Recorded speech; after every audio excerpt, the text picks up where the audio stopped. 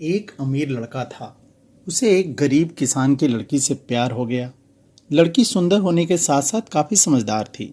एक दिन जब लड़के ने उस लड़की को बताया कि वह उससे प्यार करता है और उसे शादी करना चाहता है, तो लड़की ने कुछ सोचने के बाद उस लड़के को शादी करने से इनकार कर दिया, क्योंकि वह गरीब परिवार से रिश्ता रखती थी।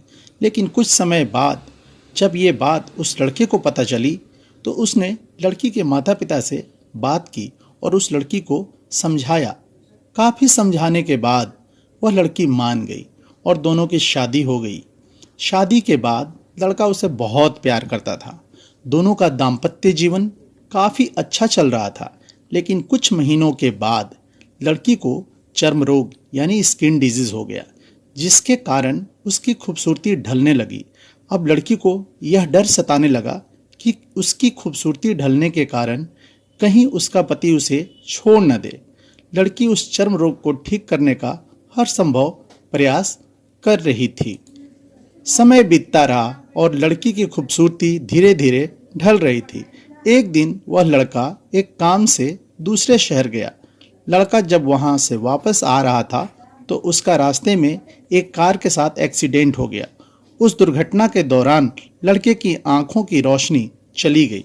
इस दुर्घटना के कुछ समय बाद उनका जीवन फिर से सामान्य और सुखी से बीतने लगा।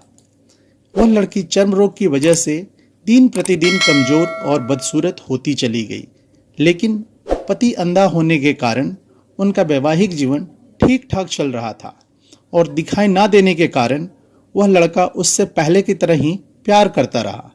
कुछ सालों बाद बीमारी के कारण उस लड़की की मृत्यु हो गई। पत्नी की मृत्यु होने के बाद वह लड़का अंदर से दुखी हो गया और वह शहर छोड़कर जाने वाला था।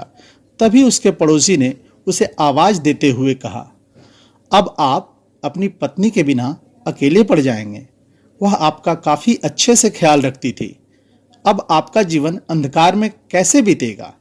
तब लड़के ने अपने पड़ोसी की ओर देखा और गहरी सांस लेते हुए कहा, मैं कभी अंधा नहीं था, लेकिन मैं यह सोचकर अंधे होने का नाटक करता रहा कि कहीं मेरी पत्नी को उसकी बीमारी और बदसूरती के कारण यह न लगे कि मैं उससे प्यार नहीं करता हूँ। इसलिए मैं इतने सालों तक बिना कुछ कहे हुए अपनी पत्नी की खुशी के लिए अंधा बना रहा।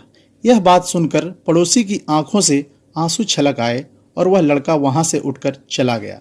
इस कहानी से हमें यह शिक्षा मिलती है कि अगर आप जीवन भर खुश रहना चाहते हैं, तो आप लोगों की कमियों की तरफ नहीं, बल्कि उनकी खूबियों की तरफ गौर करिए।